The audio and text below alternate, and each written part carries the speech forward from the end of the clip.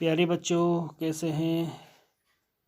तो आज हम सामाजिक विज्ञान कक्षा 7 में अध्याय 1 जो कि हमारा सामाजिक एवं राजनीतिक जीवन भाग 2 की ये पुस्तक है और इसमें हम आपको आज समानता के बारे में आपको बताएंगे।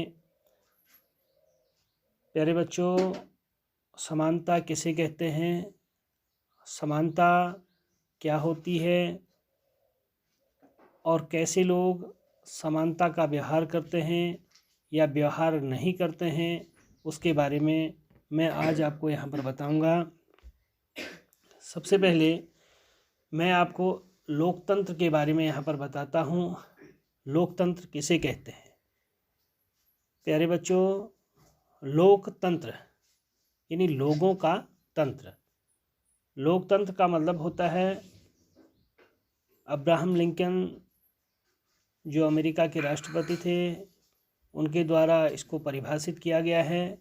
लोकतंत्र जनता द्वारा जनता के लिए जनता का शासन होता है।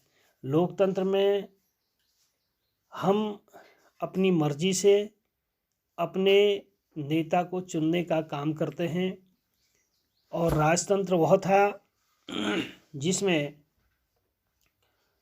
राजा होता था, उसकी मृत्यु के बाद उसका लड़का राजा होता था, फिर उसका लड़का राजा होता था। तमाम मनमाने ढंग से सभी प्रकार की क्रियाकलाप चलते थे। जिस तरीके की राजा की मर्जी होती थी उस तरीके से वो समाज का उत्पीड़न करता था।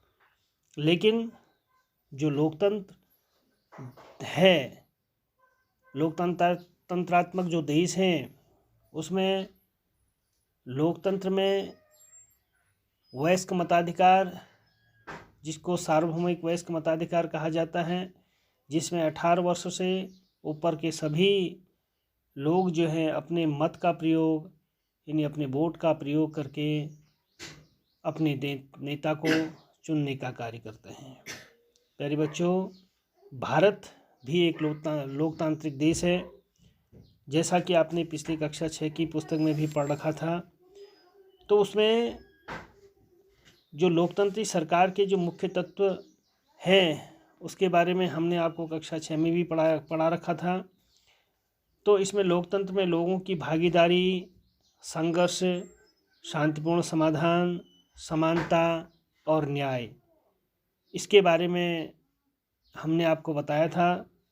लेकिन अब समानता किसे कहते हैं उसके बारे में मैं आपको बताऊंगा कि समानता का मतलब होता है कि सभी लोग, चाहे वह किसी जाति, पाति, धर्म या फिर उच्च या निम्न किसी भी तरीके का होता है, लोकतंत्रात्मक देशों में सभी को समानता हासिल है। सभी लोग एक समान हैं, कोई बड़ा नहीं है, कोई छोटा नहीं है, कोई ऊंचा नहीं है और कोई नीचा नहीं है। तो इसलिए सब लोग एक समान हैं। तो हम आपको भारत के समानता के बारे में बताएंगे। एक यहाँ पर एक छोटी सी जो कहानी है इस पर कि भारत में सब लोग समान हैं या नहीं हैं, उसके बारे में यहाँ पर दिया गया है। कुछ लोगों की व्यवसाय के आधार पर यहाँ पर टिप्पणियाँ हैं, जैसे छोटे लाल है, किसान हैं, मंजीत कौर एक शिक्षिका हैं, तेजा सिंह व्यापारी हैं, गिरीश राव छात्र हैं, कांता देवी जो कि आर्थिक रूप से कमज़ोर है, घरेलू कामगार हैं, सुजाता जो है ये भी आर्थिक रूप से कमज़ोर हैं, ये घरेलू कार्य करते हैं।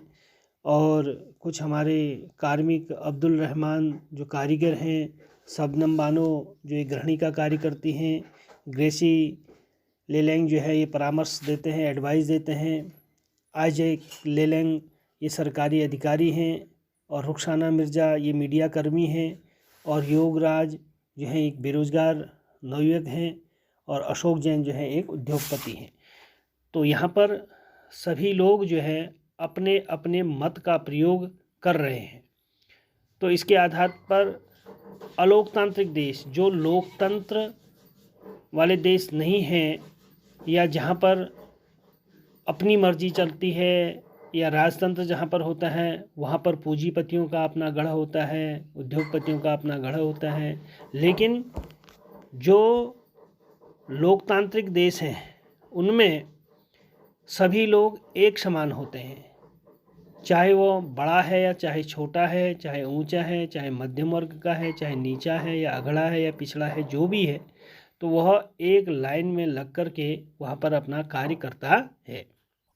तो यहाँ पर एक कांता देवी हैं, ये अपनी लाइन में खड़ी हैं और ये कह रही हैं अपनी दोस्त, अपनी सहेली से कि सुजाता देखो, हम कितने सौभाग्यशाली नागरिक हैं जो कि अपनी एक लाइन में खड़े हैं, और हमारी लाइन में जो है ये जैन साहब भी खड़े हैं। जो जैन हैं वो एक उद्योगपति हैं, क्योंकि राजतंत्रात्मक जो शासन प्रणाली होती है उसमें उद्योगपति, पूंजीपति जितने भी लोग हैं वो अपने अपने मन मर्जी से काम करते हैं।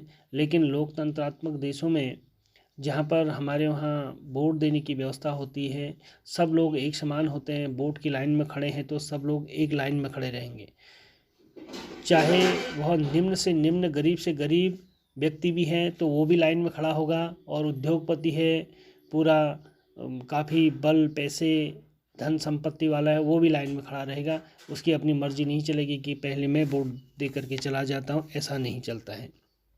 तो इसी प्रकार कांता कह रही है कि देखो सुजाता, हम ऐसे देश के नागरिक हैं जहाँ सबको वोट डालने का अधिकार है, और हम भी इसी लाइन में खड़े हैं, और हमारे पीछे जैन साहब खड़े हैं जो कि उद्योगपति हैं। तो अब वो कांता कह रही कि मैं उसे वोट दूंगी जो हमारे मोहल्ले में पाइपलाइन लाने का वादा किया। तो लोकतांत्रिक देशों में ऐसा होता है कि बेटा, जो व्यक्ति अच्छा कार्य करता है, जो व्यक्ति जनता के हितों की रक्षा करता है, जनता के लिए विद्यालयों की व्यवस्था, पेयजल की व्यवस्था, विद्युत की व्यवस्था, या रोडों की व्यवस्था, अस्पतालों की व्यवस्था, स्वास्थ्य चिकित्सा की व्यवस्था, विभिन्न प्रकार के उपक्रमों की व्यवस्था, ग्रामीण क्षेत्र में जितने भी हमारे कार्य हैं उन कार्यों को आगे बढ़ाने की जिनके पास क्षमता होती है, उसको मत देने के लिए लोग प्रेरित होते हैं कि यह व्यक्ति सही काम कर रहा है।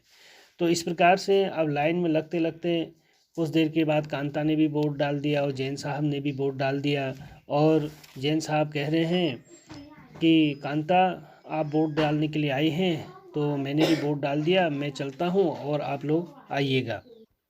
तो इस प्रकार हमने आपको वोट देने में एक जो समानता बताई कि अन्य जगहों पर सभी लोग समान न हो, लेकिन बशर्ते मत के प्रयोग में लोकतांत्रिक देशों में सब लोग एक समान रूप से अपना कार्य करते हैं। तो कांता का जो प्रारंभ होता है वह वोट की लाइन से खड़े होकर के होता है। और पुनः मैं आपको बताना चाहूँगा कि भारत में जैसे लोकतांत्रिक देश है उसमें सभी वयस्कों को मत देने का अधिकार होता है, चाहे उसका धर्म कोई भी हो, शिक्षा का स्तर या जाति कुछ भी हो, वह गरीब हो या